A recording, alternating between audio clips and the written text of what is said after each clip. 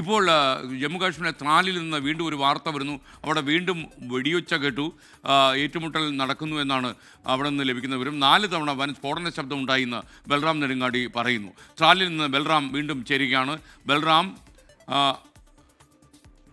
നമുക്ക് ഈ ത്രാലിൽ നിന്നുള്ള ഏറ്റവും ലേറ്റസ്റ്റ് ആയുള്ള ദൃശ്യമാണ് പ്രേക്ഷകർ സ്ക്രീനിൽ കാണുന്നത്.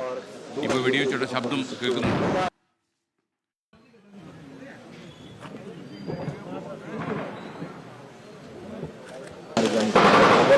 और 2 अन्य और यहाँ पर हो सकते हो।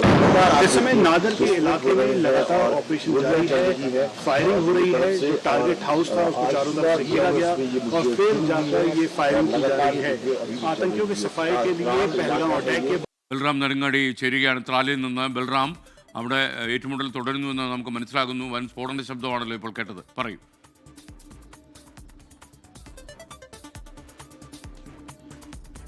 തീർച്ചയായും എസ്കെൻ, വലിയ ഏറ്റുമുട്ടൽ, ശക്തമായ ഏറ്റുമുട്ടലാണ് ത്രാലിലെ നദേറിൽ ഇപ്പോൾ തുടരുന്നത്. അല്പസമയം മുമ്പാണ് 4 തവണ വൻ സ്ഫോടന ശബ്ദവും നിരവധി തവണ വെടിയുതിർക്കുന്ന ശബ്ദവും കേട്ടത്.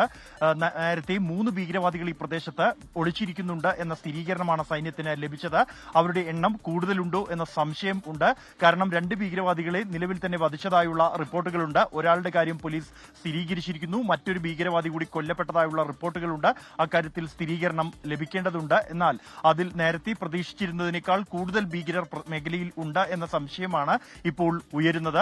ശക്തമായ ഏറ്റുമുട്ടൽ പ്രദേശത്ത് നടക്കുന്നു. വൻ ആയുധ ശേഖരവുമായാണ് ഭീകരർ ഇവിടെയുള്ളത് എന്ന രഹസ്യവിവരമായിരുന്നു സുരക്ഷാ സേനയ്ക്ക് ലഭിച്ചത്. തുടർന്നാണ് മുഴുവൻ തയ്യാറെടുപ്പുകളുമായാണ് സുരക്ഷാ സേന ഇവിടെ എത്തിച്ചേർന്നിരിക്കുന്നത്. SKN, നമുക്ക് ദൃശ്യങ്ങളിൽ കാണാം. സൈനിക വാഹനങ്ങൾ ഉൾപ്പെടെയുള്ളവ ഇവിടെ ഉണ്ട്.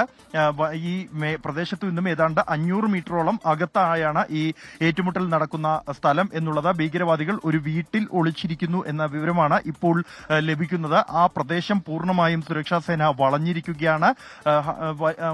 വലിയ ഒരു സേനാ വിഭാഗത്തെ തന്നെ ഈ പ്രദേശത്ത് വിന്യസിച്ചിട്ടുണ്ട്. കാരണം ഈ വീടിനോട് ചേർന്നുള്ളത് വനമേഖലയാണ്. നമ്മളിപ്പോൾ കാണുന്ന ഈ റോഡ്, അത് വനമേഖലയിലേക്ക് പോകുന്ന റോഡാണ്.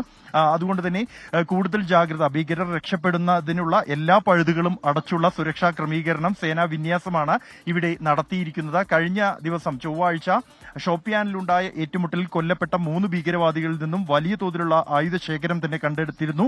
2 യന്ത്രത്തോക്കുകളും 11 മാഗസിനുകളും 3 ഗ്രനേഡുകളും വയർലെസ് സെറ്റുകളും അടക്കമുള്ള വൻ ആയുധ ശേഖരമാണ് ആ ഭീകരിൽ നിന്നും കണ്ടെത്തിയത്.